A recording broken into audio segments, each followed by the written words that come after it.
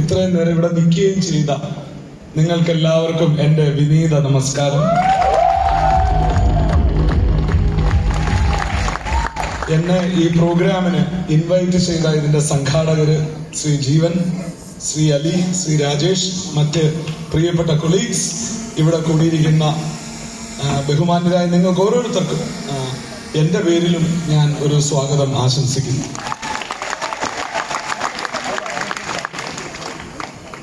ഒരു 14 വർഷം മുമ്പ് എനിക്ക് ഒന്ന് അമേരിക്കയിൽ പോകാൻ ഒരു ചാൻസ് കിട്ടി. മറ്റൊന്നിനുമല്ല, ലോകത്തുള്ള വിവിധ രാജ്യങ്ങളിലുള്ള ഈ ഡയമണ്ട് ലെവലിലുള്ള ഈ ഡയറക്ട് സെല്ലിംഗ് ഇൻഡസ്ട്രിയിലുള്ള ആളുകളുടെ ഒരു കോൺഫറൻസ്, അതിന് പങ്കെടുക്കാനാണ് ഞാൻ പോയത്.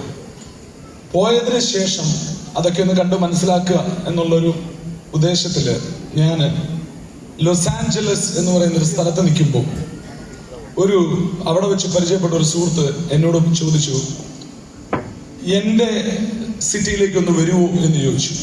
ഞാൻ പറഞ്ഞു, ഞാനിപ്പോൾ ഇവിടെ ലോസ് ആഞ്ചലസിലാണ് ഉള്ളത്. ശരി, നിങ്ങൾ സാൾട്ട് ലേക്ക് സിറ്റിയിലേക്ക് വരുമോ? ഞാൻ വരാം എന്ന് പറഞ്ഞു. അപ്പം ഞാൻ അതിന് ടിക്കറ്റ് എടുക്കാനൊക്കെ പ്ലാൻ ചെയ്യുന്ന സമയത്താണ് അദ്ദേഹം പറഞ്ഞു, അയ്യോ, നിങ്ങൾ അതൊന്നും ചെയ്യേണ്ട കാര്യമില്ല, നിങ്ങളെ കൂട്ടുന്നതിനായി ഞാൻ എൻ്റെ സ്വന്തം വിമാനം അയക്കുകയാണ്. അങ്ങനെ ആദ്യമായിട്ട്, ലൈഫിൽ ആദ്യമായിട്ടാണ് ഞാനൊരു പ്രൈവറ്റ് ജെറ്റ് വിമാനത്തിനകത്ത് കയറുന്നത്. അതിനുശേഷം പിന്നീട് ഞാൻ നമ്മുടെ കമ്പനി ചെയർമാൻ ശ്രീ അൻസർ സാറിന്റെ പ്രൈവറ്റ് ജെറ്റിൽ ഞാൻ ഒരു പ്രാവശ്യം യാത്ര ചെയ്തിട്ടുണ്ട്. അതല്ലെങ്കിൽ ഞാൻ ആദ്യമായിട്ട് കയറുന്ന അവിടെ വെച്ചാണ്. ആ വിമാനത്തിൽ ഞാൻ ഈ സാൾട്ട് ലേക്ക് സിറ്റിയിൽ വരുന്നു. അവിടെ എന്നെ കൂട്ടാൻ വേണ്ടി അദ്ദേഹം ഒരു സൈഡിൽ 3 ഡോറുള്ള കാഡിലാക്ക് എന്ന് പറയുന്ന ഒരു കാറ് അയക്കുന്നു. ഒരു കപ്പൽ പോലൊരു കാർ, വലിയ നീളം, ഒരു സൈഡിൽ 3 ഡോറ്. അപ്പോഴൊന്നും ഇദ്ദേഹം രംഗത്ത് വരുന്നില്ല. ആദ്യം ഒരു വിമാനം ഞാൻ മാത്രം, ഫുള്ള് എനിക്ക് വേണ്ടി മാത്രം അവിടെ ഫുഡ് സെർവ് ചെയ്യാൻ ആള്, ഒരു വല്ലാത്തൊരു എക്സ്പീരിയൻസ്. അതിനുശേഷം അതുപോലെ തന്നെ ഒരു കാറ്. ഈ കാറിലൂടെ ഇങ്ങനെ പോയി ഒരു മലയുടെ ഒരു മുകളില് ചുരം കയറുന്ന പോലെ എത്തിക്കഴിഞ്ഞപ്പം അദ്ദേഹത്തിന്റെ ഡ്രൈവർ എന്നോട് പറഞ്ഞു, സർ, നമുക്ക് 2 ഓപ്ഷൻ ഉണ്ട്. ഒന്നുകിൽ നമുക്ക് ഈ കാറിൽ തന്നെ പോവാം, അല്ലെങ്കിൽ അദ്ദേഹത്തിന്റെ വീട്ടിലേക്ക് അദ്ദേഹത്തിന്റെ റോപ്പ് വേ ഉണ്ട്. ഇത് നമ്മൾ ഈ കാണുന്ന റോപ്പ് വേ, അമ്യൂസ്മെന്റ് പാർക്കിലൊക്കെയുള്ള റോപ്പ് വേ, അദ്ദേഹത്തിന്റെ വീട്ടിലേക്ക് അദ്ദേഹത്തിന്റെ സ്വന്തം റോപ്പ് വേ. ഒടുവിൽ ഈ കാറ് ഇദ്ദേഹത്തിന്റെ വീട്ടിലെത്തുന്നു. സുഹൃത്തുക്കളെ, 35,000 സ്ക്വയർ ഫീറ്റ് ഉള്ള ഒരു വീട്, 35,000 സ്ക്വയർ ഫീറ്റ് ഉള്ള ഒരു വീട്, 2500 ഏക്കർ ഉള്ള ഒരു എസ്റ്റേറ്റിന്റെ നടുക്ക്, 2500 ഏക്കറുള്ള എസ്റ്റേറ്റിന്റെ നടുക്ക്. നമ്മുടെയൊക്കെ വീട്ടിൽ ഷട്ടിൽ കോർട്ട് ഉണ്ട്, എന്നാൽ ഇദ്ദേഹത്തിന്റെ വീട്ടിൽ ക്രിക്കറ്റ് ഗ്രൗണ്ടാണ്. അവിടെ ബേസ്ബോൾ എന്ന് പറയും. ഇദ്ദേഹം എന്നോട് പറയുകയാണ് അദ്ദേഹത്തിന്റെ സ്റ്റോറി. 35 വർഷം മുമ്പ് ഒരു ഡയറക്ട് സെല്ലിംഗ് കമ്പനിയിൽ ഒരു ഡിസ്ട്രിബ്യൂട്ടർ ആയിട്ട് അദ്ദേഹം തുടങ്ങി. ഇപ്പൊ 35 വർഷമായി. ഈ 35 വർഷം കൊണ്ട് അദ്ദേഹം എത്തിയ ലെവലാണ് അദ്ദേഹം പറയുന്നത്. അതായത് സ്വന്തം വിമാനം വരെയുള്ള ഒരു ലെവലിലേക്ക് ആളുകള് ഈ ബിസിനസ്സിനകത്തൂടെ വളർന്നു. ഞാൻ നോക്കിയപ്പോൾ 9 കുട്ടികൾ. പറഞ്ഞ ഇഷ്ടംപോലെ സമയമുണ്ട്, കുടുംബജീവിതം വളരെ മനോഹരം. അദ്ദേഹം പറഞ്ഞ, അതായത് അദ്ദേഹം പിന്നെ കഴിഞ്ഞ വർഷം അദ്ദേഹത്തിന്റെ വിമാനം അദ്ദേഹം തന്നെ ഓടിക്കുന്ന സമയത്ത് ഒരു അപകടം ഉണ്ടാവുകയും അദ്ദേഹം മരിക്കുകയും ചെയ്തു. ഞാൻ എൻ്റെ ഫേസ്ബുക്കിൽ ഇട്ടിരുന്നു. അതായത് 35 വർഷമൊക്കെ വർക്ക് ചെയ്യാൻ പറ്റുന്നൊരു കമ്പനി, ഇപ്പം ആ വരുമാനം അദ്ദേഹത്തിന്റെ അടുത്ത തലമുറയ്ക്ക് കിട്ടിക്കൊണ്ടിരിക്കുന്നു. ഇത്ര വലിയൊരു ലൈഫ് സ്റ്റൈൽ ഒന്ന് ആലോചിക്കുക. നമ്മളൊരു കാർ പോലൊരു വലിയ കാര്യമായിട്ട് കാണുമ്പോഴാണ് സ്വന്തം വിമാനമൊക്കെയുള്ള ആളുകൾ ഈ ഫീൽഡിൽ വിദേശ രാജ്യങ്ങളിൽ ഉണ്ട് എന്നുള്ളത്. അപ്പോ അവിടെ ഒരു ശ്രദ്ധിക്കേണ്ട ഒരു കാര്യം, ഞാൻ അന്ന് അവിടെ നിൽക്കുമ്പോൾ അന്നേ അവിടെ 4G ആണ്, 4G മൊബൈൽ സർവീസ് ആണ്. ഇന്ത്യയിൽ അന്ന് 2Gയുടെ പേരിൽ വലിയ ബഹളങ്ങളൊക്കെ നടക്കുന്ന സമയമാണ്. ഇന്ന് ഇന്ത്യയിലും 5G, അവിടെയും 5G. അതായത് ഇന്നലെ അമേരിക്കയിൽ നടന്ന കാര്യങ്ങൾ നാളെ ഈ രാജ്യത്തും സംഭവിക്കും. ഇവിടെയും സ്വന്തം വിമാനങ്ങളും സ്വന്തം ദ്വീപുകളും അതിനകത്ത് രാജകീയമായി ജീവിക്കുന്ന ഡയറക്ട് സെല്ലിംഗ് എന്റർപ്രണേഴ്സ് ഉള്ള ഒരു കാലഘട്ടം ഇവിടെയും വരും. കാരണം അത് ഞാനവിടെ നേരിൽ കണ്ടതാണ്. അപ്പോ എന്നോട് ആരെങ്കിലും ഇതൊക്കെ നടക്കുമോ എന്ന് ചോദിക്കുമ്പോൾ ഞാൻ അവരോട് മറുപടി ഒന്നും പറയാറില്ലെങ്കിൽ എന്റെ മനസ്സിൽ വരുന്ന നടക്കുമെന്നോ, ഇതൊക്കെ പറക്കും. ഞാൻ നേരിട്ട് കണ്ടതാണ്. ഇപ്പൊ നിങ്ങളിപ്പോ എന്നോട് എത്ര ചോദിച്ചാലും ഞാൻ പറയും ഇത് കോഴിക്കോടാണ്. നിങ്ങളൊരു തോക്ക് വെച്ച് എന്നെ ഭീഷണിപ്പെടുത്തിയാൽ ഞാൻ ചിലപ്പോൾ ഇത് കൊച്ചിയാണെന്ന് പറയുമായിരിക്കും, പക്ഷെ എൻ്റെ ഉള്ളിൽ എനിക്കറിയാം ഇത് കോഴിക്കോടാണ് എന്നതുപോലെ ഈ ബിസിനസ്സിലൂടെ ആളുകൾ കോടീശ്വരന്മാരാവുന്ന ലക്ഷക്കണക്കിന് ദശലക്ഷക്കണക്കിന് ആളുകളെ ഉണ്ടാക്കാൻ പറ്റുന്ന ഒരു മേഖലയാണ് ഇത് എന്ന്, ഇത് കോഴിക്കോടാണെന്ന് എനിക്ക് എത്ര ഉറപ്പുണ്ടോ അത്രേ എനിക്ക് ഉറപ്പാണ്. കാരണം ഞാൻ ഇത് കണ്ടതാണ്. ഒരു പ്രശ്നമുള്ളത് എന്താണെന്ന് വെച്ച് കഴിഞ്ഞാല്, ഇന്ത്യയിലേക്ക് വന്നു കഴിയുമ്പോൾ ഇവിടെ അങ്ങനെ വിശ്വസിക്കാവുന്ന ഒരു കമ്പനി ഇല്ല. 25 വർഷം 30 വർഷം 50 വർഷം 100 വർഷം ഒക്കെ നിലനിൽക്കുന്ന കമ്പനികൾ, ഈ മേഖലയിൽ വിശ്വസിക്കാവുന്ന കമ്പനികൾ ഉണ്ടോ എന്നുള്ളതായിരുന്നു അന്ന് ഇന്ത്യയിൽ ആളുകൾ നേരിട്ടുകൊണ്ടിരുന്ന പ്രശ്നം. അപ്പോ അവിടെ ഒരു പരിഹാരം, അതിനൊരു പരിഹാരം എന്ന നിലയ്ക്കാണ് 2013 ഞങ്ങൾ അൻസർ സാറിനെ പോയി കാണുന്നതും. കാരണം അദ്ദേഹത്തെ കാണാനും ഒരു കാരണമുണ്ട്. അതുപോലെ നമ്മൾ സെലക്ട് ചെയ്താണ്, അല്ല അബദ്ധത്തിൽ കണ്ട ഒരാളല്ല. അദ്ദേഹത്തിന്റെ പ്രൊഫൈല് നമ്മൾ നോക്കുമ്പോൾ നിങ്ങൾ ശ്രദ്ധിച്ചു കേൾക്കണം, ഇന്ത്യയിൽ നിന്ന് ഏറ്റവും ഗുണനിലവാരമുള്ള ഹെൽത്ത് കെയർ മോളിക്യൂളുകൾ എക്സ്പോർട്ട് ചെയ്യുന്നതിന് കേന്ദ്ര ഗവൺമെന്റിന്റെ സ്വർണ്ണ മെഡൽ പ്രസിഡന്റ് ഓഫ് ഇന്ത്യയുടെ കയ്യിൽ നിന്ന് വാങ്ങിയ കമ്പനിയുടെ ചെയർമാനാണ്. അല്ലാതെ നമ്മൾ സാധാരണ ഒരാളെ അല്ല പോയി കാണുന്നത്. അപ്പോ അങ്ങനെ ഒരാളെ പോയി കാണുന്നു. നമ്മുടെ ഭാഗ്യത്തിന് അദ്ദേഹം ഇങ്ങനെ ഒരു ബിസിനസ് തുടങ്ങാം എന്ന് അദ്ദേഹം സമ്മതിക്കുന്നു. ഇപ്പോ ഇവിടെ ഇരിക്കുന്ന പലരും അദ്ദേഹം ഉണ്ടാക്കിയ പ്രോഡക്റ്റുകൾ ഉപയോഗിക്കാത്ത ആരും തന്നെ കാണില്ല. അതായത് നമ്മൾ നമ്മുടെ നിത്യജീവിതത്തിന് വേണ്ടി കടകളിൽ നിന്ന് വാങ്ങി ഉപയോഗിക്കുന്ന പല ആട്ടകളും അല്ലെങ്കിൽ പല കോസ്മെറ്റിക്സും പല മെഡിസിൻസിനും അകത്തുള്ള ഒരു ഇൻഗ്രീഡിയന്റ് ഒരു പക്ഷേ ഇദ്ദേഹത്തിന്റെ കമ്പനി ഉണ്ടാക്കിയതായിരിക്കും. കുഴപ്പം എന്താണെന്ന് ചോദിച്ചാൽ, മാരുതിയുടെ കാറ് നമ്മളൊക്കെ ഉപയോഗിക്കും, പക്ഷെ അതിനകത്ത് വെച്ചിരിക്കുന്ന ഹോൺ ചിലപ്പോൾ ബോഷിന്റെ ആയിരിക്കും. അതുകൊണ്ട് ബോഷിനെ നമ്മൾ അറിയണമെന്നില്ല, പക്ഷെ അതിനകത്തെ ഹോൺ ചിലപ്പോൾ ബോഷിന്റെ ആയിരിക്കും. എന്ന പോലെ നമ്മൾ ഉപയോഗിക്കുന്ന പല സാധനങ്ങളുടെയും ഒരു ഇൻഗ്രീഡിയന്റ് എങ്കിലും ഒരു പക്ഷേ ഇദ്ദേഹത്തിന്റെ കമ്പനിയുടെ ആയിരിക്കും. അപ്പം അങ്ങനെയുള്ള അദ്ദേഹത്തെ നമ്മൾ പോയി കാണുന്നു, ഒരു കമ്പനി തുടങ്ങുന്നു. അപ്പൊ കമ്പനി തുടങ്ങുന്ന സമയത്ത് തന്നെ അദ്ദേഹം പറഞ്ഞൊരു പോയിന്റാണ്, ഞാൻ ചെയ്ത ഒരു ബിസിനസ്സിൽ എനിക്കൊരു ഫെയിലിയർ ഇല്ല, ഇവിടെ ഒരു ഫെയിലിയർ വരാൻ പാടില്ല. ഞങ്ങൾ പറഞ്ഞു, സാർ അതുകൊണ്ട് തന്നെയാണ് ഞങ്ങൾ സാറിന്റെ അടുത്ത് തന്നെ വന്നത്. അപ്പോ ആളുകൾ ചോദിക്കും, അയ്യോ ഇൻഡസ്ട്രി വെറും 10 വർഷം മാത്രമായ ഒരു കമ്പനിയല്ലേ, നിങ്ങൾ പറയുന്നു ഇത് ടാറ്റ ബിർള പോലെ 100 വർഷം നിലനിൽക്കുന്ന കമ്പനി ആകും എന്നല്ലേ നിങ്ങൾ പറയുന്നേ എന്ന് ചോദിക്കുമ്പോ എനിക്കതിന് 2 ഉത്തരമാണ് പറയാനുള്ളത്. ഒന്ന്, 90 വർഷം മുമ്പ് ടാറ്റയും ബിർളയും 10 വർഷം മാത്രം പഴക്കമുള്ള കമ്പനികളായിരുന്നു. അപ്പോ ഒരു കമ്പനി 100 വർഷം പോകുമോ ഇല്ലയോ എന്നുള്ളത് ആ കമ്പനിയുടെ ഫൗണ്ടേഷൻ എങ്ങനെ ഇട്ടിരിക്കുന്നു എന്ന് നോക്കുമ്പോഴാണ് മനസ്സിലാവുക.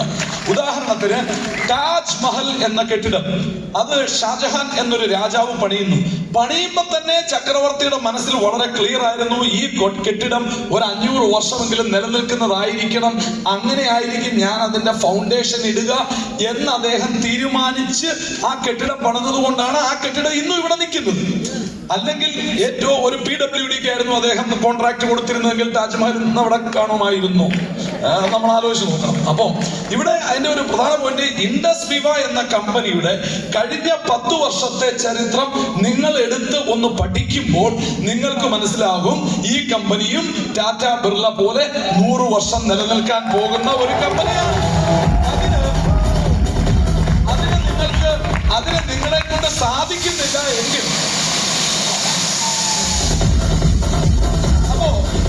അപ്പോൾ ഇവിടെ ശ്രദ്ധിച്ചു കേൾക്കേണ്ട, അതിന് നിങ്ങളെ കൊണ്ട് സാധിക്കുന്നില്ല എങ്കിൽ നിങ്ങൾ ചെയ്യേണ്ടത്, നിങ്ങൾ പോയി ഒരു വക്കീലിനെ കാണണം, ഒരു ചാർട്ടേഡ് അക്കൗണ്ടന്റിനെ കാണണം. അവർക്ക് ഫീസ് കൊടുത്തിട്ട് പറയണം, ഈ കമ്പനിയെ പറ്റി ഒന്ന് പഠിച്ചിട്ട് എന്നോട് പറയണം, ഈ കമ്പനി 100 വർഷം നിൽക്കാൻ ചാൻസ് ഉള്ള കമ്പനിയാണോ അല്ലയോ എന്ന് വക്കീൽ സാർ പറയണം, ചാർട്ടേഡ് അക്കൗണ്ടന്റ് പറയണം എന്ന് പറഞ്ഞ് നിങ്ങൾ അവരെ പോയി കാണൂ. ഇതിനെപ്പറ്റി ഒരു ധാരണ ഇല്ലാത്ത ആളുകളോട് നിങ്ങൾ ഇതിനെപ്പറ്റി ചോദിച്ചിട്ട് നിങ്ങൾക്ക് ഈ അവസരം നഷ്ടപ്പെടുകയല്ലാതെ വേറൊരു ഗുണവും ഉണ്ടാകാൻ പോകുന്നില്ല. മിനിമം വേണ്ടുന്ന ഒരു സാധനമാണ് എന്ത്? Common sense. വീട്ടിൽ കറണ്ട് പോയാൽ ആരെ വിളിക്കണം, ഇലക്ട്രീഷ്യനെ വിളിക്കണോ പ്ലംബറെ വിളിക്കണോ എന്നുള്ള ബോധ്യം. കുട്ടിക്ക് അസുഖം വന്നാൽ എഞ്ചിനീയർ, ഇവിടെ ഒരു IBM-ന്റെ എഞ്ചിനീയർ സ്റ്റേജിൽ കയറി പറഞ്ഞു 1.5 ലക്ഷം രൂപ ശമ്പളമുള്ള ജോലി കളഞ്ഞ് ഞാൻ ഈ ബിസിനസ് ചെയ്യുന്നു. നിങ്ങളുടെ കുട്ടിക്ക് ഒരു അസുഖം വന്നാൽ ഈ എഞ്ചിനീയറെ കണ്ടിട്ട് കാര്യമുണ്ടോ? ഇല്ല. നിങ്ങളുടെ വീട് പണിയാൻ എന്തെങ്കിലും ആവശ്യം ഉണ്ടെങ്കിൽ ആരെ കാണണം?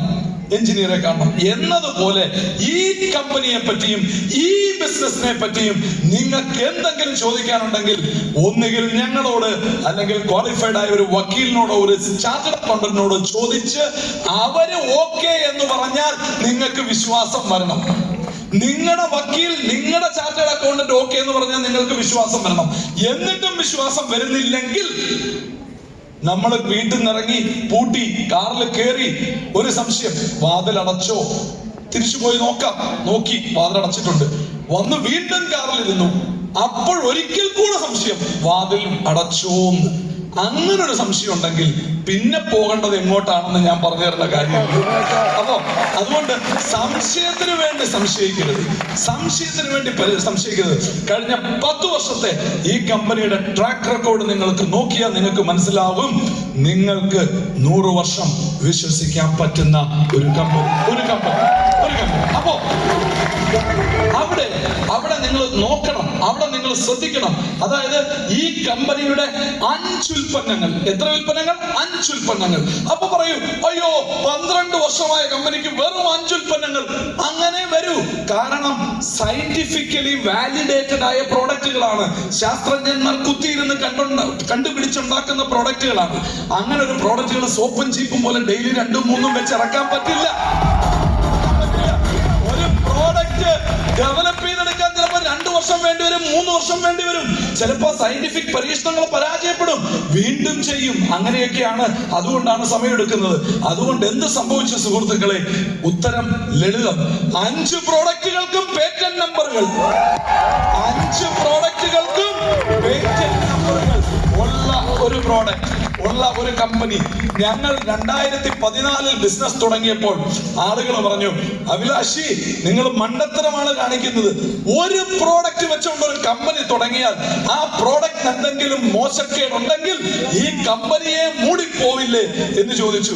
ഞങ്ങൾ വളരെ ആത്മവിശ്വാസത്തോടു കൂടി ഉത്തരം പറഞ്ഞു, ആപ്പിൾ കമ്പനിക്ക് എന്തിനാണ് ഒത്തിരി പ്രോഡക്റ്റ്? ഐഫോൺ എന്ന ഒറ്റ പ്രോഡക്റ്റ് മതിയല്ലോ ലോകം കീഴടക്കാൻ. അങ്ങനെ 2014 വെറും ഒരു പ്രോഡക്റ്റുമായി ഞങ്ങൾ ബിസിനസ് തുടങ്ങി. രണ്ടാമത്തെ പ്രോഡക്റ്റ് ഇറങ്ങുന്നത് 2 വർഷം കഴിഞ്ഞിട്ടാണ്. അപ്പോ ആ ഒരു പ്രോഡക്റ്റിന് എത്രത്തോളം ദമ്മുണ്ടായിരുന്നു എന്ന് നിങ്ങൾ ആലോചിച്ചാൽ നിങ്ങൾക്ക് മനസ്സിലാവും. സിമ്പിൾ ആണ് ആ പ്രോഡക്റ്റിനെ പറ്റിയുള്ള കാര്യം, വളരെ സിമ്പിൾ. നമുക്കറിയാം, ഹെഡ് ഓഫീസ് സേഫ് എങ്കിൽ രാജ്യം സേഫ്. ഡൽഹി സേഫ് ആണെങ്കിൽ രാജ്യം സേഫ്. മനുഷ്യന്റെ ഹെഡ് ഓഫീസ് എന്ന് പറയുന്നത് ഏതാണ്? ഹൃദയം. മനുഷ്യന്റെ ഹെഡ് ഓഫീസ് ഹൃദയം. ഹൃദയം സേഫ് ആണെങ്കിൽ മനുഷ്യൻ ടു ലാർജ് എക്സ്റ്റെന്റ് സേഫ്. എല്ലാ ദിവസവും 60 ml ഐപ്പൾസ് വെറും വയറ്റിൽ കുടിക്കുന്ന ഒരു വ്യക്തിക്ക് ഹാർട്ട് അറ്റാക്ക് വരാനുള്ള ചാൻസ് 99.9% ഇല്ല. അപ്പോ അതുപോലെ ഒരു പ്രോഡക്റ്റ്, അങ്ങനെ ഒരു പ്രോഡക്റ്റ് ഉണ്ടെങ്കിൽ അതിന് മുകളിലേക്ക് എന്തു വേണം? ബാക്കി എല്ലാ അസുഖങ്ങളും വന്നാലും ചികിത്സിക്കാൻ സമയമുണ്ട്. എന്നാൽ ഹൃദ്രോഗത്തിന്റെ കാര്യത്തിൽ അങ്ങനെയല്ല. നിന്ന നിപ്പിൽ ആള് പോവും, ഒരു ചാൻസ് ഇല്ല. അതുകൊണ്ടാണ് ഈ പ്രോഡക്റ്റ് ഏറ്റവും നിർണായകമാകുന്നത്. അത്തരത്തിലുള്ള 5 പ്രോഡക്ട്സ് നിങ്ങൾ ശ്രദ്ധിക്കണം. നിങ്ങളുടെ കയ്യിലുള്ള ഐഫോൺ എടുത്ത് നോക്കിയാൽ നമുക്ക് കാണാം, manufactured by Apple China, formulated or designed by Apple America.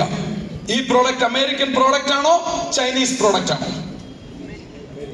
Designed by Apple California, manufactured by Apple China. Tell me, ഈ പ്രോഡക്റ്റ് അമേരിക്കൻ പ്രോഡക്റ്റോ ചൈനീസ് പ്രോഡക്റ്റോ? American product. ഇൻഡസ് വിവയുടെ പ്രോഡക്റ്റുകൾ എടുത്തു നോക്കൂ. Formulated by bio actives Japan Tokyo, manufactured in India. അപ്പോ നോക്കൂ, Indian പ്രോഡക്റ്റോ ജാപ്പനീസ് പ്രോഡക്റ്റോ? ജാപ്പനീസ് ക്വാളിറ്റിയുള്ള പ്രോഡക്റ്റുകളാണ് ഇന്ത്യയിൽ ഇവിടെ വിൽക്കുന്നത്. സുഹൃത്തുക്കളെ, ഇവിടെ പ്ലാൻ പ്രസന്റ് ചെയ്ത എന്റെ സുഹൃത്ത് മിസ്റ്റർ രാജേഷ് പറഞ്ഞു 40 രാജ്യങ്ങളിൽ ഉപയോഗിക്കുന്ന പ്രോഡക്റ്റ്. 40 രാജ്യം എന്ന് പറഞ്ഞാൽ സോമാലിയ, എത്യോപ്യ അങ്ങനെയുള്ള രാജ്യങ്ങളല്ല. അമേരിക്ക, കാനഡ, സൗദി, ബ്രിട്ടൻ പോലുള്ള രാജ്യങ്ങളിലെ കസ്റ്റമേഴ്സ് ഉപയോഗിക്കുന്ന പ്രോഡക്റ്റ്. ഇതിന്റെ ഇരട്ടി വില കൊടുത്ത് അവർ വാങ്ങിക്കുന്ന പ്രോഡക്റ്റ്. ഇതിന്റെ ഇരട്ടി വില കൊടുത്ത് അവർ വാങ്ങിക്കുന്ന പ്രോഡക്റ്റ്. നമ്മുടെ രാജ്യത്ത് നമ്മൾ നോക്കുകയാണെങ്കിൽ അമ്പ് കൊള്ളാത്തവരില്ല കുരുക്കളിൽ എന്ന് പറഞ്ഞതുപോലെ ഒരു കല്ലെടുത്ത് മുകളിലേക്ക് എറിഞ്ഞാൽ താഴെ വീഴുന്ന ഒരു ഡയബറ്റീസ് ഉള്ള ഒരു മനുഷ്യന്റെ തലയുടെ മുകളിലേക്കായിരിക്കും. ശരിയാണോ അല്ലേ? അതാണ് ഇവിടുത്തെ അവസ്ഥ. നിങ്ങളൊന്ന് ആലോചിച്ച് നോക്കിയേ. അങ്ങനെയുള്ള ഒരു നാട്ടിൽ, എല്ലാ മനുഷ്യനും കാപ്പി കുടിക്കുന്ന ഒരു നാട്ടിൽ നമ്മൾ പറയാണ്, നിങ്ങൾ ആ കാപ്പി മാറ്റിവെച്ച് നിങ്ങൾ ഐ കോഫി കുടിക്കൂ. ആ കാപ്പി മാറ്റിവെച്ച് ഐ കോഫി കുടിക്കൂ. 15 ഗ്രാം കാപ്പിപ്പൊടിയുണ്ട് ഒരു സാഷയ്ക്കകത്ത്. എന്ന് പറഞ്ഞാൽ 3 കാപ്പി ഉണ്ടാക്കാൻ ഒരു സാഷേ മതിയാവും. അങ്ങനെ ചിന്തിച്ചാൽ 20 രൂപയേ ഉള്ളൂ ഒരു കപ്പ് കാപ്പിയുടെ വില. എത്ര രൂപ? 20 രൂപയുള്ള ഒരു കപ്പ് കാപ്പിയുടെ വില. 20 രൂപയ്ക്ക് ഒരു കാപ്പി കോഴിക്കോട് അങ്ങാടി എവിടെ കിട്ടും? മെഡിക്കൽ ബെനിഫിറ്റ് നിങ്ങൾ വിടൂ, ഡയബറ്റീസിന് അതിലൂടെ കിട്ടുന്ന ബെനിഫിറ്റ് നിങ്ങൾ വിടൂ. അല്ലാതെ നോക്കിയാൽ പോലും ഈ product price is very reasonable. ശരിയാണോ അല്ലയോ? 20 രൂപ ഒരു കപ്പ് കാപ്പി കൂടുതലാണോ? കൂടുതലാണോ? അല്ല. അപ്പൊ അത്തരത്തിലുള്ള 20 രൂപയ്ക്ക് ഒരു കപ്പ് കാപ്പി വിത്ത് മെഡിസിനൽ വാല്യൂ. സിമ്പിൾ ആണ്. ഒരാളുടെ മുഖത്ത് നോക്കി നിങ്ങൾക്ക് ഉറച്ചു പറയാം, നിങ്ങളുടെ അച്ഛനോ അമ്മയ്ക്കോ ഡയബറ്റീസ് ഉണ്ടെങ്കിൽ, നിങ്ങൾ ഓവർ വെയിറ്റ് ആണെങ്കിൽ ഉറപ്പിച്ചോ നിങ്ങളും ഒരു ഡയബറ്റിക് ആണ്, ആയിരിക്കും. നിങ്ങളൊരു ഹൈ പൊട്ടൻഷ്യൽ കാൻഡിഡേറ്റ് ആണ്. അങ്ങനെ സംഭവിച്ചാൽ ബുദ്ധിമുട്ട് ചില്ലറയല്ല, കണ്ണു വരെ പോകും. ഒരു ഡയബറ്റിക് വ്യക്തിയുടെ കണ്ണു വരെ പോകും, അന്ധനാകും. അത്രയും വളരെ മോശപ്പെട്ട ഒരു അസുഖമാണ് ഈ ഡയബറ്റിസ്. അപ്പോ എന്തായാലും കാപ്പി കുടിക്കണം. എന്നാ പിന്നെ ഈ കാപ്പി കുടിച്ചാൽ അതിൽ നിന്നൊരു മുക്തി കിട്ടുമെങ്കിൽ അതിനേക്കാൾ നല്ലൊരു കാര്യമുണ്ടോ? ഇത് പ്രിവെന്റ് ചെയ്യാൻ ഈ പ്രോഡക്റ്റിനുള്ള കഴിവ് വളരെ കൂടുതലാണ്. അസാധാരണമായ കഴിവുകളുണ്ട് ഇതിന്. അപ്പോ 100% ഗ്യാരണ്ടി എല്ലാത്തിനും ഉണ്ടോ? അങ്ങനെ ഒരു പ്രോഡക്റ്റ് ഉണ്ടെങ്കിൽ ഞാൻ ബിസിനസ് ചെയ്യാം എന്നാണ് നിങ്ങൾ പറയുന്നതെങ്കിൽ എനിക്ക് ഒരു പ്രോഡക്റ്റ് സജസ്റ്റ് ചെയ്യാനുള്ളൂ. ആ പ്രോഡക്റ്റ് ഞങ്ങളുടെ കമ്പനിയിൽ ഇല്ല, വരാനും ചാൻസ് ഇല്ല. അതൊരു കഫിൻ ബോക്സ് ആണ്, ഒരു ശവപ്പെട്ടി. അതിന്റെ കസ്റ്റമർ മാത്രം ഒരിക്കലും ഒരു കംപ്ലൈന്റും പറയാൻ പോകുന്നില്ല. ശരിയല്ലേ? ആ ഒരു പ്രോഡക്റ്റ് ഉപയോഗിക്കുന്ന കസ്റ്റമർ ഒരിക്കലും പരാതി പറയില്ല. അതല്ലാതെ എല്ലാത്തിനും 1-2% ആളുകൾ കംപ്ലൈന്റ് പറഞ്ഞാലും ബൈ ആൻഡ് ലാർജ് 98% ആളുകൾക്ക് ഗുണം കിട്ടുന്ന ഒരു പ്രോഡക്റ്റ് അല്ലായിരുന്നുവെങ്കിൽ ഈ 12 വർഷം ഈ പ്രോഡക്റ്റുകൾ ഇവിടെ വിറ്റഴിയുമായിരുന്നു. അത് മാത്രം ആലോചിച്ചാൽ മതി. അപ്പോ ആയുഷ് മന്ത്രാലയത്തിന്റെ അംഗീകാരമുള്ള, പേറ്റന്റ് നമ്പറുള്ള 40ഓളം സമ്പന്ന വികസിത രാജ്യങ്ങളിലെ ആളുകളെ ഇരട്ടി വിലയ്ക്ക് വാങ്ങിക്കുടിക്കുന്ന ഒരു പ്രോഡക്റ്റുകൾ വെച്ചുകൊണ്ടാണ് പ്രിയ സുഹൃത്തുക്കളെ നിങ്ങൾ ഇവിടെ ബിസിനസ് ചെയ്യാൻ പോകുന്നത്. ഈ പ്രോഡക്റ്റിനെ പറ്റി പറയുമ്പോൾ എനിക്ക് ഒരു കാര്യം മാത്രം ഞാൻ ഇവിടെ സൂചിപ്പിക്കാനുണ്ട്.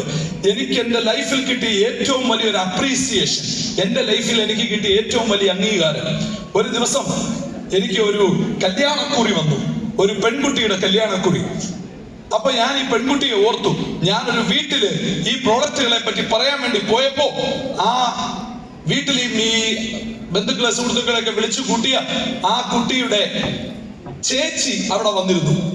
ഈ പരിപാടി നടത്തിയ കുട്ടി വളരെ മോഡേൺ ജീൻസ് ഒക്കെ ഇട്ട്, എന്നാൽ ചേച്ചി ഒരു ഹിജാബി ഫുൾ കവറായിട്ട്.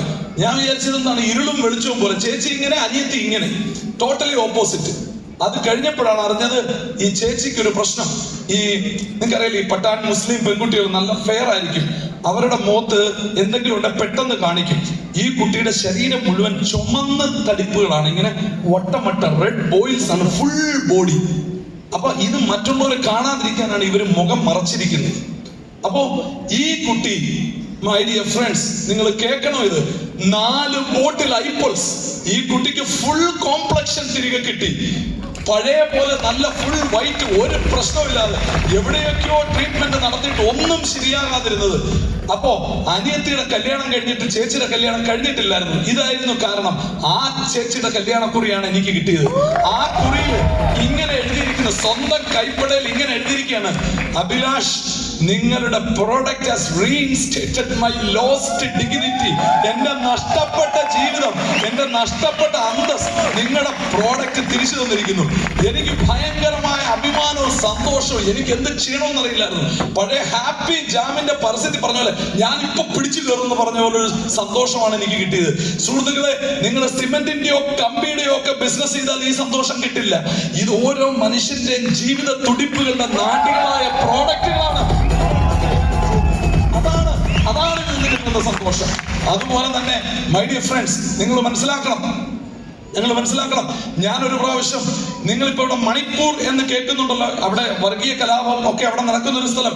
ഈ സ്ഥലത്ത് ഞാൻ ഒരിക്കൽ പോയി. എനിക്ക് ഭയങ്കരമായ ഒരു പേടി എന്റെ ഉള്ളിലുണ്ടായിരുന്നു. കാരണം ട്രൈബൽ ആളുകളാണ് അവിടെ ഉള്ളത്. അവരെങ്ങനെ ബിഹേവ് ചെയ്യുമെന്ന് അറിയില്ല. പോലീസിനൊന്നും അവിടെ വലിയ റോളില്ല. അങ്ങനെ ഇംഫാൽ എയർപോർട്ടിൽ ഇറങ്ങിയതിന് ശേഷം ഞങ്ങൾ വണ്ടിയിൽ ഇങ്ങനെ പോവാണ്. ഒരു ദിവസം മുഴുവൻ യാത്ര ചെയ്ത് കഴിഞ്ഞപ്പോ നിങ്ങൾക്ക് ഗൂഗിൾ ചെയ്യാം, ഞങ്ങൾ ഒരു സ്ഥലത്തെത്തി. ഉക്രൂൾ എന്ന് പറയും. എന്താണ് ഉക്രൂൾ? ബർമയുടെ ബോർഡറിലാണ്. ഒരു വലിയൊരു മലയുടെ മണ്ടേ ഒരു പരന്ന ഒരു പ്രദേശം. ചന്ദ്രനിൽ ചെന്നതുപോലൊരു ഫീലിംഗ്. എവിടെ ചെന്ന പോലെ? ചന്ദ്രനിൽ ചെന്നതുപോലൊരു ഫീലിംഗ്. ഒറ്റ മനുഷ്യനില്ല, ഒരു പച്ചപ്പില്ല, ഒന്നും കാണാനില്ല. എന്റെ ഉള്ളിൽ പോലും എനിക്കൊരു പേടി തോന്നി, ദൈവം ഇവിടെ എന്താണ് സംഭവിക്കുന്നത്? അവിടെ മൂലയ്ക്ക് ഒരു ചെറിയൊരു ബിൽഡിംഗ് ഉണ്ട്, ഒരു സ്കൂളായിരുന്നു. അവിടെ എത്തിയപ്പോഴത്തേക്ക് അവിടുന്ന് ഇവിടുന്നായി ഒരു 10-40 പേര് അവിടെ വന്നു. കണ്ട ചൈനക്കാരെ പോലെ ഇരിക്കുന്ന കുറെ ആളുകൾ. അപ്പോ ഞാൻ അവിടെ ഒരു മീറ്റിംഗ് ഒക്കെ നടത്തി കഴിഞ്ഞതിന് ശേഷം ഒരു സ്ത്രീ എന്നെ വന്ന് കണ്ടു. ആ സ്ത്രീ എന്നോട് പറഞ്ഞു, അഭിലാഷ്, ഞാൻ ഒരു സിംഗിൾ മദറാണ്. നിങ്ങൾ ഇവിടെ ഒരു സിംഗിൾ മദറിനെ കണ്ടു, അതുപോലൊരു സിംഗിൾ മദർ. ആ സ്ത്രീ എന്നോട് പറയാണ്, ഞാനൊരു സിംഗിൾ മദറാണ്. ഞാൻ ഒറ്റയ്ക്കാണ് എന്റെ കുടുംബം നടത്തുന്നത്. എല്ലാ ദിവസവും, കേൾക്കണം, എല്ലാ ദിവസവും കുട്ടികൾ പോയതിനു ശേഷം ഞാൻ ഈ പ്രോഡക്റ്റുകളുമായിട്ട് വിൽക്കാൻ ഇറങ്ങും. ഒരു പ്രോഡക്റ്റ് വിറ്റ് ഞാൻ തിരിച്ചു വരും. ആ ഒരു പ്രോഡക്റ്റ് വിറ്റ് കിട്ടുന്ന ആ ഓരോ ദിവസത്തെ പൈസ കൊണ്ടാണ് എന്റെ കുട്ടികളും പഠിക്കുന്നതും എന്റെ വീട് നടക്കുന്നതും. കേൾക്കണം സുഹൃത്തുക്കളെ, ബാംഗ്ലൂരിൽ ഇരിക്കുന്ന നമുക്ക് എവിടെയോ ദൂരെ ബർമ ബോർഡറിൽ ഒരു കുഗ്രാമത്തിൽ ആർക്കും എത്തിപ്പെടാൻ പറ്റാത്ത ഒരു സ്ഥലത്ത് ഒരു വ്യക്തി ഈ പ്രോഡക്റ്റുകൾ വിറ്റ്, ആ നമ്മൾ ഉണ്ടാക്കിയ ഒരു പ്രോഡക്റ്റ് വിറ്റ് ഒരു കുടുംബം നടത്തുന്നു എന്ന് പറയുമ്പോൾ അതുണ്ടാക്കുന്ന ഒരു ഫീലിംഗ് ചില്ലറയാണോ സുഹൃത്തുക്കളെ? നിങ്ങൾ ആലോചിക്കണം. ഇവിടെ നമ്മൾ ഓരോരുത്തരും ഇവിടെ എത്തിയിരിക്കുന്നത് എന്തിനാ? എന്റെ ജീവിതത്തിൽ എനിക്കൊരു മാറ്റം വേണം. നമ്മൾ ഹാപ്പി ആണെങ്കിൽ, നമ്മുടെ സാമ്പത്തിക ജീവിതത്തിൽ നമ്മൾ ഹാപ്പി ആണെങ്കിൽ നമ്മൾ ഇവിടെ വരേണ്ട കാര്യമുണ്ട്. ഞാനൊരു കാര്യം പറയാം. നല്ലൊരു വീട്, നല്ലൊരു കാർ, ഭാരിച്ച ശമ്പളമുള്ള ഒരു ജോലി, വീട്ടിൽ 3-4 വേലക്കാർ, ഇത്രയും ഉണ്ടാകാൻ സൗദി അറേബ്യയിൽ ഒരു പൗരനായി ജനിച്ചാൽ മതി. സൗദി അറേബ്യയിൽ ഒരു പൗരനായി ജനിച്ചാൽ ഇത്രയും സൗകര്യങ്ങൾ നിങ്ങൾക്ക് കിട്ടും. പക്ഷെ നമ്മൾ ആരും സൗദി അറേബ്യയിൽ ജനിച്ചിട്ടില്ല. നമ്മൾ ജനിച്ചത് ഇവിടെയാണ്. നമുക്ക് ഇത്രയും സൗകര്യങ്ങൾ ഉണ്ടാവുക എന്ന് പറഞ്ഞു കഴിഞ്ഞാൽ നമ്മളായിട്ട് ഉണ്ടാക്കിയാൽ മാത്രമേ ഉണ്ടാവുകയുള്ളൂ. ശരിയാണോ അല്ലേ? നിങ്ങൾ ആലോചിക്കണം. 30,000 രൂപ ശമ്പളം അല്ലെങ്കിൽ 30,000 രൂപ മാസ വരുമാനം ഇന്ത്യയിലെ 140 കോടി ജനങ്ങളുള്ള ഇന്ത്യയിലെ 70% പേർക്കും ഇല്ലാത്ത ഒരു നാട്ടിലാണ് നമ്മൾ ജീവിക്കുന്നത്. 30,000 രൂപ മാസ വരുമാനം 70% ആളുകൾക്കും ഇല്ലാത്ത 140 കോടി ജനങ്ങളുള്ള ഒരു നാട്ടിലാണ് നമ്മളിവിടെ ജീവിക്കുന്നത്. അതുകൊണ്ട് തന്നെ നമ്മുടെ സാമ്പത്തിക സ്ഥിതി നന്നായിരുന്നാൽ മാത്രം പോരാ, ബാക്കിയുള്ളവരെയും കൂടെ ഉയർത്താനുള്ള ഒരു ധാർമ്മിക ബാധ്യത കൂടി നമുക്കിവിടെ അതുകൂടി നമുക്കുണ്ട്. സ്വന്തം കാര്യം ചിന്താവ എന്ന് മാത്രം ചിന്തിക്കുന്നവർക്ക് ഈ ബിസിനസ് പറ്റില്ല. ഞാൻ വളരുന്നതിനോടൊപ്പം എന്റെ കൂട്ടത്തിൽ കുറച്ച് പേരെയും കൂടെ വളർത്തണം എന്ന് ചിന്തയുള്ളവർക്ക് മാത്രം ചെയ്ത് വിജയിപ്പിക്കാൻ പറ്റുന്ന ഒരു ബിസിനസ്സാണത്. കാരണം എന്തുകൊണ്ടെന്ന് ഞാൻ പറയാം.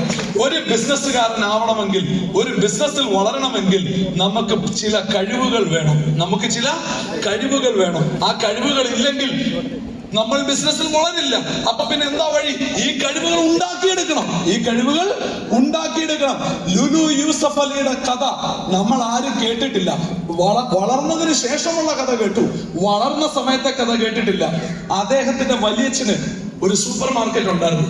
ആ സൂപ്പർ മാർക്കറ്റിലെ സാധനങ്ങൾ ഒരു വണ്ടിക്കകത്ത് എടുത്തു വെച്ച് ആളുകൾ താമസിക്കുന്ന അബുദാബി നഗരത്തിന്റെ പ്രാന്ത പ്രദേശങ്ങളിൽ ഈ വണ്ടിയിൽ കൊണ്ടു നടന്ന വിറ്റാണ് MA യൂസഫ് അലി എന്ന വലിയ ബിസിനസ്സുകാരന്റെ എളിയ തുടക്കം. അത് നമ്മൾ ആരും കാണുന്നില്ല. അദ്ദേഹം ഇവിടെ ഹെലികോപ്റ്ററിൽ വന്ന് ഇറങ്ങി പോകുന്നത് കണ്ടിട്ട്, ദൈവമേ നീ ഇത്ര ക്രൂരനാണോ, അദ്ദേഹത്തിന് കൊടുത്തതിന്റെ 10 എനിക്ക് 100 തന്നിരുന്നെങ്കിൽ എന്ന് നമ്മൾ പ്രാർത്ഥിച്ചപ്പോൾ അദ്ദേഹം കടന്നുപോയ വഴികൾ നമ്മൾ കണ്ടില്ല. അപ്പോ ഈ സാധനങ്ങൾ സ്വന്തമായിട്ട് കൊടുക്കാൻ ഉള്ള ഒരു കഴിവ് നിങ്ങൾ ഇവിടെ പ്രവർത്തിച്ചാൽ നിങ്ങൾക്ക് താനേ ഉണ്ടാവും. താനേ ഉണ്ടാവും. നിങ്ങൾക്ക് ബംഗാളി പഠിക്കണോ? ബംഗാളി പഠിക്കണമെങ്കിൽ വെസ്റ്റ് ബംഗാളിൽ പോയി ഒരു 6 മാസം തേരെപ്പാര നടന്നാൽ നമ്മൾ ബംഗാളി പഠിക്കും. ശരിയാണോ അല്ലയോ? തെലുഗു പഠിക്കണോ? ആന്ധ്രയിൽ പോയി ഒരു 6 മാസം അങ്ങോട്ടും ഇങ്ങോട്ടും നടന്നാൽ തെലുഗു പഠിക്കും. ഈ ബിസിനസിന്റെ ഭാഗമായി ഒരു 6 മാസം അങ്ങോട്ടും ഇങ്ങോട്ടും നടന്നാൽ ഈ സാധനം വിൽക്കാനുള്ള കഴിവ് നിങ്ങൾ പഠിക്കും. അതുപോലെ തന്നെ ഈ സാധനങ്ങൾ വിൽക്കാൻ വേണ്ടി ആളുകളെ ഇതിലേക്ക് കൊണ്ടുവരാൻ നിങ്ങൾ പഠിക്കും. അതിനവർക്ക് ശേഷി ഉണ്ടാക്കി കൊടുക്കാൻ നിങ്ങൾ പഠിക്കും. അങ്ങനെ നിങ്ങൾ പടിപടിയായി വളരും, കൂടെയുള്ളവരെ വളർത്തും. അങ്ങനെ മുന്നോട്ട് പോയി കഴിയുമ്പോൾ ഇവിടെ സൂചിപ്പിച്ചതുപോലെ നിങ്ങൾ ഒരു ദിവസം 1 മണിക്കൂറാണ് വർക്ക് ചെയ്യുന്നതെങ്കിൽ നിങ്ങളുടെ കൂടെ 100 പേരുണ്ടായി കഴിഞ്ഞാൽ ആ 100 പേര് ഒരു ദിവസം 1 മണിക്കൂർ വീതം വർക്ക് ചെയ്യുമ്പോൾ നിങ്ങളുടെ ഒരു ദിവസത്തെ പ്രവൃത്തി മണിക്കൂർ നിങ്ങളുടെ ഓഫീസിൽ 8 ആണെങ്കിൽ വിവാ ബിസിനസ്സിൽ അത് 100ആയി. വിവാ ബിസിനസ്സിൽ അത് 100ആയി. അപ്പോ 100 മണിക്കൂറിന്റെ ആദായം നിങ്ങളെ തേടിയെത്തും. 100 മണിക്കൂറിന്റെ ആദായം നിങ്ങളെ തേടിയെത്തും. അത് മറ്റൊരാളുടെ നഷ്ടത്തിൽ നിന്നല്ല വരുന്നത്. ഒരു മെഴുകുതിരിയിൽ നിന്ന് 100 മെഴുകുതിരി നിങ്ങൾ തെളിക്കുമ്പോൾ ആദ്യത്തെ മെഴുകുതിരിക്ക് എന്തെങ്കിലും നഷ്ടമുണ്ടോ? ആദ്യത്തെ മെഴുകുതിരിക്ക് എന്തെങ്കിലും നഷ്ടമുണ്ടോ? ഇല്ല. അതുപോലെ തന്നെ നിങ്ങൾക്ക് വരുമാനം കിട്ടുന്നത് കൊണ്ട് നിങ്ങളുടെ കൂടെ വരുന്നവർക്ക് വരുമാനം കിട്ടാതെ പോകുന്നില്ല, അല്ലെങ്കിൽ അവർക്ക് വരുമാനം കിട്ടുന്നതുകൊണ്ട് നിങ്ങൾക്ക് കിട്ടാതെ പോകുന്നില്ല. എത്രയോ മനോഹരമായ സുന്ദരമായ ഒരു ആശയം, എത്രയോ മനോഹരമായ സുന്ദരമായ ഒരു ആശയം. അപ്പോ ഇവിടെ വിജയിക്കുക എന്ന് പറഞ്ഞാൽ ഒന്ന് ശ്രദ്ധിക്കണേ. സാക്ഷാൽ എഡ്മണ്ട് ഹിലാരി എവറസ്റ്റിന് മുകളിൽ കയറിയതിന് മുമ്പ് ഒരാൾക്ക് പോലും അതിന് കഴിഞ്ഞില്ല. എന്നാൽ അദ്ദേഹം കയറിയതിന് ശേഷം ഒരുപാട് ആളുകൾ എവറസ്റ്റിന്റെ മുകളിലെത്തി. 2 കാല് ഇല്ലാത്തവർ വെപ്പുകാല് വെച്ച് വരെ എവറസ്റ്റിന്റെ മുകളിൽ കയറി. എവറസ്റ്റിന്റെ മുകളിൽ കയറി. അവരൊക്കെ കയറാനുണ്ടായ കാരണം എന്താണെന്നറിയോ? ഹിലാരി പോയ അതേ വഴിയിലൂടെ അവരെല്ലാവരും പോയി. ഇവിടെ ആഴ്ചയിൽ 2.5 ലക്ഷം രൂപ മേടിക്കുന്ന നിരവധി ആളുകൾ ഈ ഹോളിൽ നിരന്നിരിക്കുകയാണ്. അവര് പോയ അതേ വഴി, അതേ റൂട്ടിൽ നിങ്ങൾ സഞ്ചരിക്കുമ്പോൾ നിങ്ങളുടെ വരുമാനവും 2.5 ലക്ഷത്തിൽ എത്തുന്നു. 2.5 ലക്ഷത്തിൽ എത്തുന്നു. സാഹചര്യങ്ങളൊക്കെ നോക്കിക്കേ. സർക്കാർ ജോലി നോക്കിയിരുന്നിട്ട് കാര്യമില്ല.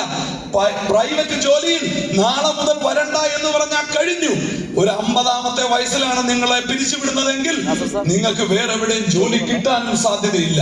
അതായത് ഒരു പ്രൈവറ്റ് കമ്പനിയിൽ നമ്മൾ ജോലി ചെയ്യുമ്പോൾ ഡെത്ത് സർട്ടിഫിക്കറ്റ് പോക്കറ്റിൽ ഇട്ടുകൊണ്ടാണ് നമ്മൾ നടക്കുന്നത്. എപ്പോ അവര് വരണ്ട എന്ന് പറഞ്ഞാൽ അന്ന് കഴിഞ്ഞുവല്ല. അപ്പോ നമ്മുടെ ജീവിതം വെച്ച് അങ്ങനെ പന്താടാനുള്ളതല്ല. ഗവൺമെന്റ് ജോലി കിട്ടാനില്ല. പ്രൈവറ്റ് ജോലിയുടെ അവസ്ഥ ഇത്. വിദേശ രാജ്യങ്ങളിൽ പോയാലോ അവിടെയെല്ലാം സ്വദേശിവൽക്കരണം വന്നുകൊണ്ടിരിക്കുന്നു. നമ്മളെല്ലാം അവിടെ നിന്ന് ഇങ്ങോട്ടേക്ക് പറഞ്ഞു വിട്ടുകൊണ്ടിരിക്കുന്നു. ഇതാണ് വിദേശങ്ങളിലെ അവസ്ഥ. കാർഷിക മേഖല പൂർണ്ണമായും തകർന്നു കിടക്കുന്നു. വ്യാപാര മേഖല മുഴുവൻ വമ്പന്മാര് വന്ന് റിലയൻസ് ഒക്കെ ഇപ്പൊ ബാർബർ ഷോപ്പ് വരെ തുടങ്ങിയിരിക്കുകയാണ്. അവരെല്ലാം വന്ന് എല്ലാം അടിച്ചുകൊണ്ട് പോയിരിക്കുകയാണ്. ഈ ഒരു സാഹചര്യത്തിൽ നമ്മുടെ മുമ്പിലുള്ള വഴി എന്താണ്? നമ്മുടെ മുമ്പിൽ എന്നുള്ള വഴി എന്താണ്? ഒന്ന് ചിന്തിക്കൂ. നിങ്ങളുടെ വീട്, നിങ്ങളുടെ തൊട്ടടുത്ത വീട്, നിങ്ങളുടെ വീട്, അയൽവാസിയുടെ വീടിന്റെ മുമ്പിൽ നല്ല പൂന്തോട്ടം, നമ്മുടെ വീടിന്റെ മുമ്പിൽ മുൾച്ചെടികൾ, കുറ്റിക്കാടുകൾ. ഇത് രണ്ടും തനിയെ സംഭവിച്ചതാണോ? അല്ല. അയൽവാസി പൂന്തോട്ടം നട്ട് നനച്ച് വളർത്തിയെടുത്തു. നമ്മൾ ഒന്നും ചെയ്തില്ല. അപ്പൊ എന്തായി? നമ്മുടെ വീട് കുറ്റിക്കാടായി. നമ്മൾ എന്തെങ്കിലും ചെയ്തില്ലെങ്കിൽ നമ്മുടെ സാമ്പത്തിക സ്ഥിതിയും കുറ്റിക്കാടായി മാറും, പൂന്തോട്ടമായി മാറില്ല. തന്നെ ഒന്നും ഉണ്ടാവില്ല. നമ്മളായിട്ട് ഇറങ്ങി എന്തെങ്കിലും ചെയ്യണം. സമ്പന്നർ കൂടുതൽ സമ്പന്നരും ദരിദ്രർ കൂടുതൽ ദരിദ്രരുമാകുന്ന ഒരു കാലഘട്ടത്തിലാണ് നമ്മൾ ജീവിക്കുന്നത്. ഒരു 5 വർഷം കഴിയുമ്പോൾ കാര്യങ്ങൾ വളരെ മോശമാവും. നമ്മുടെ ഇന്ന് നാട്ടിലുള്ള മിഡിൽ ക്ലാസ് ഇല്ലാതെയാകും. ഒന്നുകിൽ സമ്പന്നൻ അല്ലെങ്കിൽ ദരിദ്രൻ. ദരിദ്രനാകാൻ നമ്മൾ ഒന്നും ചെയ്യണ്ട. എന്റെ സുഹൃത്ത് ഫവാസ് പറഞ്ഞതുപോലെ വെറുതെ ഇരുന്നാൽ മതി, നമ്മൾ ദരിദ്രനായിക്കോളും. പക്ഷെ നമ്മൾ എന്തെങ്കിലും ആകണമെങ്കിൽ, നമ്മൾ സമ്പന്നനാവണമെങ്കിൽ നമ്മളായിട്ട് പൂന്തോട്ടം നട്ട് നനച്ച് വളർത്തേണ്ടി വരും. അതിന് നമുക്ക് എവിടെ അവസരം? അതിനെവിടെ അവസരം? ഞാൻ സൂചിപ്പിച്ചല്ലോ, ബാംഗ്ലൂരിൽ നിന്ന് ഉക്രോൾ വരെ ചെയ്യാവുന്ന ബിസിനസ് ഈ കോഴിക്കോട് ഇരുന്നുകൊണ്ട് നിങ്ങൾക്ക് ഭാഷ ഏരിയ പരിമിതികളില്ലാതെ രാജ്യം മുഴുവൻ നമുക്ക് ചെയ്തെടുക്കാവുന്ന ഒരു ഓപ്പർച്യൂണിറ്റിയാണ് നമ്മളുടെ കയ്യിൽ ഉള്ളത്. മൈ ഡിയർ ഫ്രണ്ട്സ്, ഈ കമ്പനി തുടങ്ങുന്ന സമയത്ത് ആളുകൾ പറഞ്ഞു 6 ആഴ്ച പോവില്ല. ഇപ്പം 600 ആഴ്ച പോയി.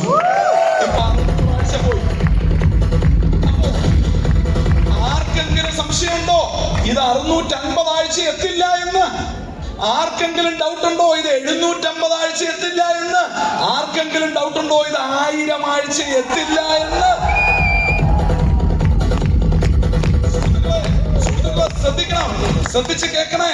ഞാൻ പറയാണ് 100 കോടീശ്വരന്മാർ, 100 കോടീശ്വരന്മാർ, അതായത് ഒരു വർഷം 1 കോടി രൂപ വരുമാനം നിങ്ങൾ മേടിച്ചാൽ ഇന്ത്യയിലെ ഏറ്റവും സമ്പന്നരായ 1% നിങ്ങളും എത്തി. ഇന്ത്യയിലെ ഏറ്റവും സമ്പന്നരായ 1% നിങ്ങളും എത്തി. 100 കോടീശ്വരന്മാരെ ഓൾറെഡി സൃഷ്ടിച്ചു കഴിഞ്ഞു. സംശയമുണ്ടോ ഇത് 150 ആവില്ല എന്ന്? സംശയമുണ്ടോ ഇത് 300 ആവില്ല എന്ന്? 500 ആവില്ല എന്ന്? 600 ആവില്ല എന്ന്? 1000 ആവില്ല എന്ന്? 1000 ആവില്ല.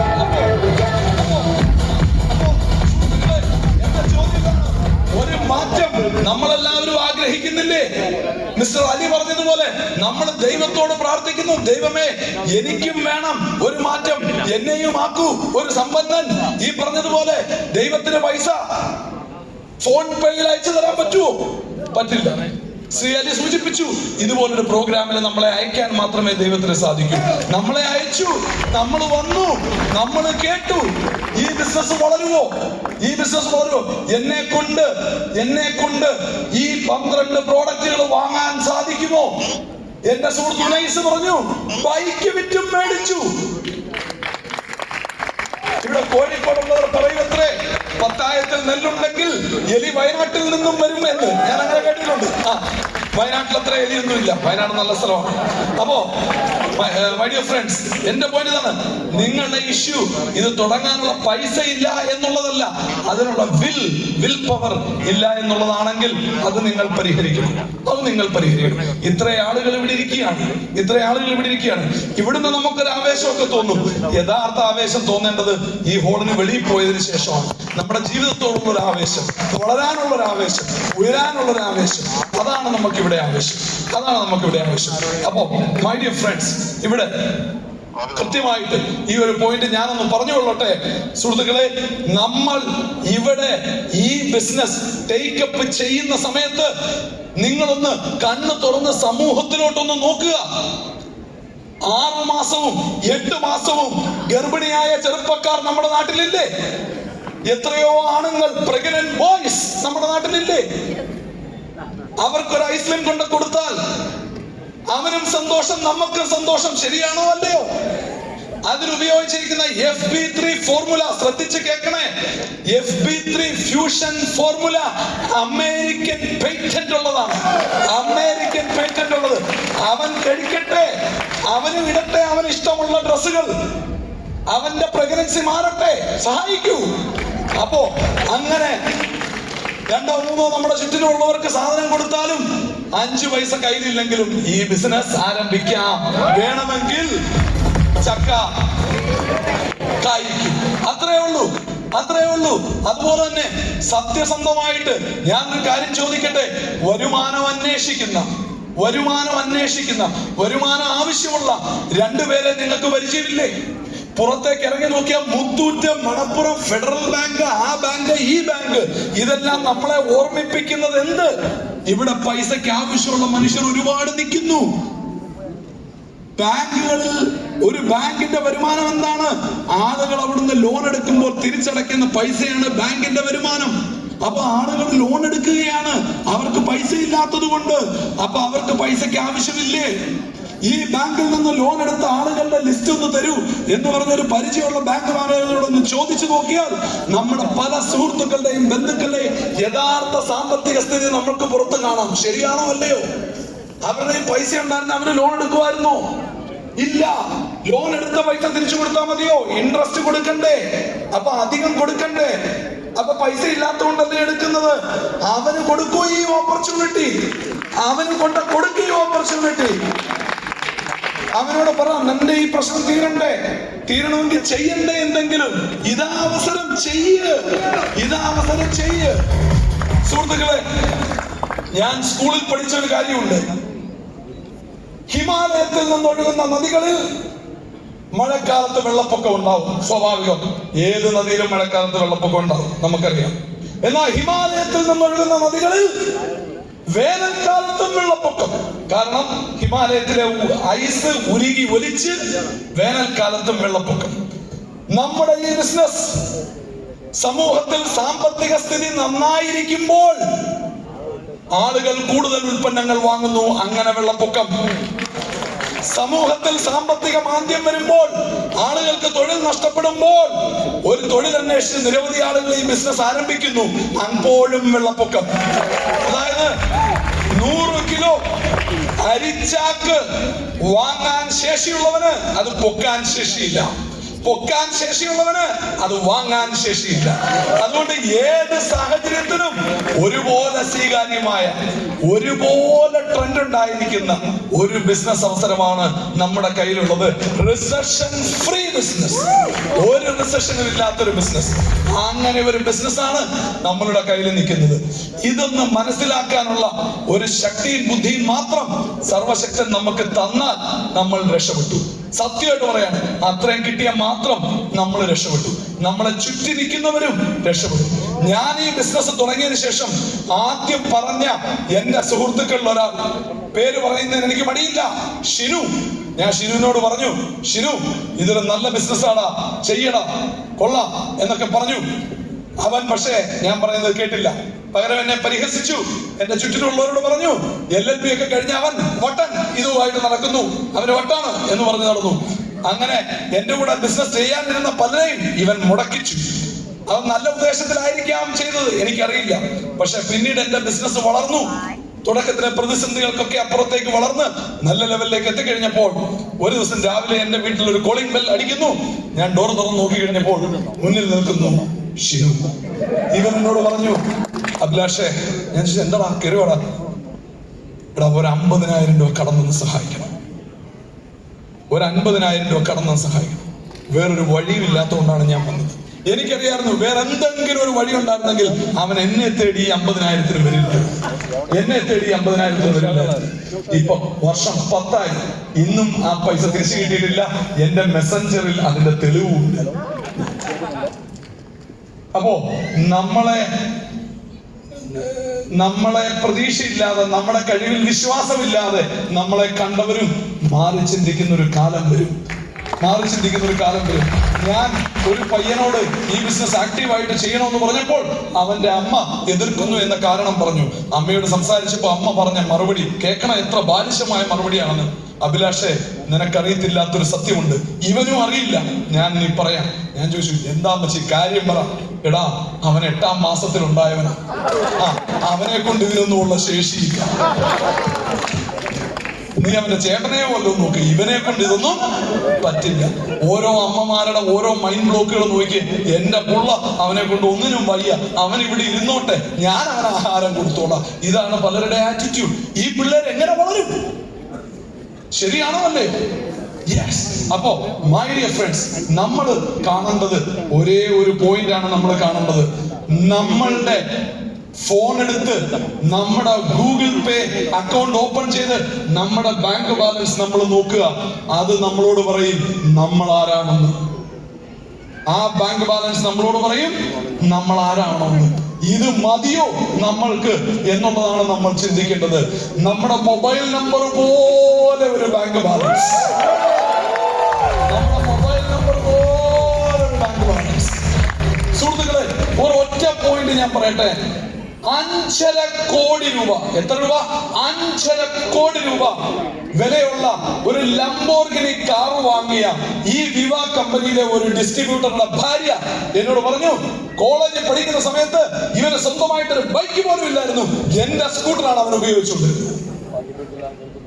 ഇതുപോലത്തെ ട്രാൻസ്ഫോർമേഷൻ നമുക്കും കിട്ടും.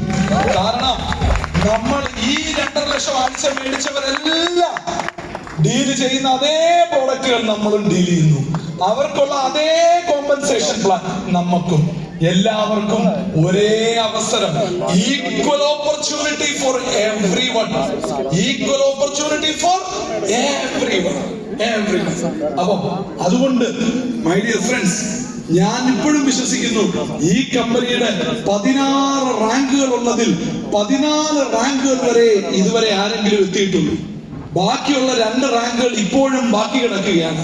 16ാമത്തെ റാങ്കിൽ എത്തിയ വ്യക്തി ഇനിയും ഈ ബിസിനസ് ആരംഭിച്ചിട്ടില്ല, ഏതോ കോളേജിൽ ഡിഗ്രി പഠിച്ചുകൊണ്ടിരിക്കുകയാണ് എന്നാണ് ഞാൻ ഇപ്പോഴും വിശ്വസിക്കുന്നത്. അവനെ നിങ്ങൾ കണ്ടെത്തുക, അവനെ നിങ്ങൾ കണ്ടെത്തുക. ഇത്രയുള്ള ഈ ബിസിനസ് നമ്മുടെ ലെഫ്റ്റിലും നമ്മുടെ റൈറ്റിലും നമ്മളെക്കാൾ മിടുക്കരായ 2 പേര് വന്നു കഴിഞ്ഞാൽ പിന്നെ ഈ ബിസിനസ് അവസാനിച്ചു. നമുക്ക് ടേക്ക് ഓഫ് കിട്ടിയ പോലൊരു ഫീൽ ആയിരിക്കും. ഈ 2 പേര് വരുന്നത് വരെ തുടക്കത്തിലെ നല്ല 2 പേര് വരില്ല. ഈ 2 പേർ എന്ന് പറയുന്നത് സ്വർണം അരിച്ചെടുക്കുന്നത് പോലെയാണ്. നന്നായി അരിക്കുമ്പോൾ 100 കിലോ മണൽ അരിച്ചാൽ ചിലപ്പം 10 ഗ്രാം സ്വർണം കിട്ടും. അങ്ങനെയുള്ള 2 പേർ നിങ്ങളുടെ ടീമിലും വരും. അവർ വന്നു കഴിയുമ്പോൾ പിന്നെ നിങ്ങൾക്ക് ലോഡില്ല, പിന്നെ അവർ ഈ ബിസിനസിനെ ടേക്ക് ഓഫ് ചെയ്ത് കൊണ്ടുപോയിക്കോളും. അപ്പോ നമ്മൾ വിശ്വസിക്കണം, നമ്മൾ പരാജയപ്പെടാൻ വേണ്ടി ജനിച്ചവനല്ല. ദൈവം അങ്ങനെ ആഗ്രഹിക്കുന്നില്ല. ദൈവം അങ്ങനെ ആഗ്രഹിക്കുന്നത് നമ്മൾ പരാജയപ്പെടാൻ വേണ്ടി ജനിച്ചവനല്ല. നമ്മൾ ആരാണ് ഒന്ന് ഓർത്തു നോക്ക്. നമ്മുടെ അച്ഛനും അമ്മയും ചേർന്ന് നമ്മളെ ഉണ്ടാക്കി എന്ന് നമ്മൾ കാണുന്നു. അവിടെ അല്ല, നമ്മുടെ അച്ഛനെ അമ്മയെ ഉണ്ടാക്കിയത് അവരുടെ അച്ഛനും അമ്മയുമാണ്. അപ്പോ ഈ 4 പേര് ചേർന്നാണ് ഈ 2 പേരെ ഉണ്ടാക്കിയത്. അവരാണ് നമ്മളെ ഉണ്ടാക്കിയതെങ്കിൽ ഈ 7 പേര്, ഈ 6 പേര് ചേർന്നാണ് നമ്മളെ ഉണ്ടാക്കിയത്. ഒരു തലമുറയുടെ പുറകോട്ട് പോയാൽ 8 പേരുടെ ആരായി. നമ്മുടെ മുതുമുത്തച്ഛനും മുതുമുത്തച്ഛി, അവർ 8 പേര്. അങ്ങനെയെങ്കിൽ ഈ 8 6 14 2 8 4 12 2 14 പേര് ചേർന്നാണ് നമ്മളെ ഉണ്ടാക്കിയത്. ഒരു 200 വർഷം പുറകോട്ട് പോയാൽ സുഹൃത്തുക്കളെ നമ്മൾ ഞെട്ടിപ്പോവും. 2000 അപ്പൂപ്പനും അമ്മൂമ്മമാരും ചേർന്ന് ഉണ്ടാക്കിയതാണ് നമ്മളെ. നമ്മളത്ര മോശം സംഭവമാണോ? ഈ 2000 പേരുടെ ശക്തിയും അനുഗ്രഹവും തേജസ്സും ഒക്കെ ചേർന്ന ഒരു മാസ്റ്റർ പീസാണ് നമ്മൾ. ഒരു 2.5 ലക്ഷം രൂപ ആഴ്ച നേടാൻ ആ മാസ്റ്റർ പീസിന് കഴിയില്ലെങ്കിൽ ഈ 2000 അപ്പനപ്പൂപ്പന്മാരോടുള്ള ഒരു അനാദരവായി വേണം നമ്മൾ അതിനെ കാണാൻ. ശരിയാണോ അല്ലയോ? അതാണ് സംഭവം. അപ്പോ ഇവിടെ ഇപ്പോ ഒരു പകുതിയിൽ കൂടുതൽ ഫീമെയിൽസ് ഉള്ള ഒരു ഹോൾ. അപ്പം അത് കേരളം ഒരു വുമൻ എംപവർമെന്റ് ഒക്കെ ഉള്ളൊരു നാട്. ഒരു കമ്പ്യൂട്ടറും വെച്ചുകൊണ്ട് വീട്ടിലിരുന്നുകൊണ്ട് രാജ്യം മുഴുവൻ ബിസിനസ് ചെയ്യാനുള്ള ഒരു അവസരം. പണ്ടായിരുന്നെങ്കിൽ ലേഡീസിന് രാത്രിയിൽ പുറത്തു പോകുന്നതിന്റെ ബുദ്ധിമുട്ടുണ്ടായിരുന്നു. ഇതിപ്പോ 11 മണിക്കും 12 മണിക്കും വേണമെങ്കിൽ നമുക്ക് മീറ്റിംഗ് വെക്കാമല്ലോ. അതിനെല്ലാം ഇന്റർനെറ്റും ലാപ്ടോപ്പും സൂമും ഗൂഗിൾ മീറ്റും ഒക്കെ എന്നുള്ളത്. ശരിയാണോ അല്ലയോ? വിദേശ രാജ്യങ്ങളിൽ ചെയ്യത്തില്ലേ? ടെക്നോളജി ഭയങ്കരമായി മാറുകയാണ്. ശ്രദ്ധിക്കണേ, ഉടനെ തന്നെ പുതിയൊരു ഫീച്ചർ വരുന്നു. നിങ്ങൾ മലയാളത്തിൽ പറയുന്നു, അതിനകത്ത് ഹിന്ദിക്കാരും ചൈനക്കാരും മലയക്കാരും ഉണ്ടെങ്കിൽ അവർ അവരവരുടെ ഭാഷകളിൽ കേൾക്കുന്നു. അവരവരുടെ ഭാഷകളിൽ കേൾക്കുന്നു. എത്ര സൗകര്യപ്രദമായി ഈ ടെക്നോളജി ബിസിനസിനെ മാറ്റാൻ പോവുകയാണ് വരും ദിവസങ്ങളിൽ. നിങ്ങൾ മലയാളത്തിൽ പറയുന്നു, കന്നഡക്കാരൻ ചിരിക്കുന്നു, തമിഴൻ കൈയടിക്കുന്നു, തെലുങ്കൻ ചാടി എഴുന്നേൽക്കുന്നു, ഹിന്ദിക്കാരൻ സൂപ്പർ എന്ന് പറയുന്ന ഒരു കാലഘട്ടം ഏതാനും മാസങ്ങൾക്കുള്ളിൽ വരാൻ പോവുകയാണ്. അങ്ങനെ ഈ ബിസിനസിന് ഏറ്റവും അനുരൂപമായ കാലഘട്ടം തൊട്ടടുത്തെത്തി നിൽക്കുന്നു. ഇൻഡസ് വിവ കമ്പനി സൂപ്പർ കമ്പനിയാണെന്ന് പറഞ്ഞ് ഈ മേഖല നിയന്ത്രിക്കുന്ന കൺസ്യൂമർ അഫയേഴ്സിന്റെ കേന്ദ്രമന്ത്രി കവർ പേജിൽ നിന്നുകൊണ്ട് ഇൻഡസ് വിവയ്ക്ക് ലെറ്റർ എഴുതി തന്നുകൊണ്ട് ഈ രാജ്യത്തെ ജനങ്ങളെ ഉദ്ബോധിപ്പിച്ചു, ചെയ്യൂ ഈ ബിസിനസ്. കേരളത്തിന്റെ അഭിമാനമായ മുഖ്യമന്ത്രി നേരിട്ട് പറഞ്ഞു, ഈ വിശ്വാസമുള്ള നിങ്ങൾ ചെയ്യൂ. ഇനി കേന്ദ്രമന്ത്രിയും മുഖ്യമന്ത്രിയും നിങ്ങളുടെ വീട്ടിലെന്ന് പറഞ്ഞാലേ നിങ്ങൾ ചെയ്യുള്ളൂ. ഇവരിത്രയൊക്കെ പറഞ്ഞതുപോലെ ഇതിനപ്പുറമൊക്കെ എന്താണ് വേണ്ടത് പ്രിയപ്പെട്ട സുഹൃത്തുക്കളെ? എന്താണ് വേണ്ടത്? ചെവിയുള്ളവൻ കേൾക്കട്ടെ, കണ്ണുള്ളവൻ കാണട്ടെ. ഇപ്പോ ഞാൻ ഈ കമ്പനിയുടെ സിഇഒ ആയിട്ട് വരുന്നത് 2019 2019 ഞാൻ സിഇഒ ആയിട്ട് വന്നു. 2024, 23 ഒക്കെ ആയപ്പോഴേക്കും എന്റെ കൈ കൊണ്ട് എല്ലാ ആഴ്ചയിലും കമ്മീഷൻ പോകാൻ നേരത്ത് ഞാൻ സൈൻ ചെയ്യണം. എല്ലാ തിങ്കളാഴ്ചയും ഞാൻ ഒപ്പിടണം. ഇതുവരെ ഞാൻ ഒപ്പിട്ട് ക്ലിയർ ചെയ്തത് മാത്രം 1000 കോടി രൂപയ്ക്ക് മേലെ. 1000 കോടി രൂപയ്ക്ക് മേലെ ഈ കൈ കൊണ്ട് ഇതുവരെ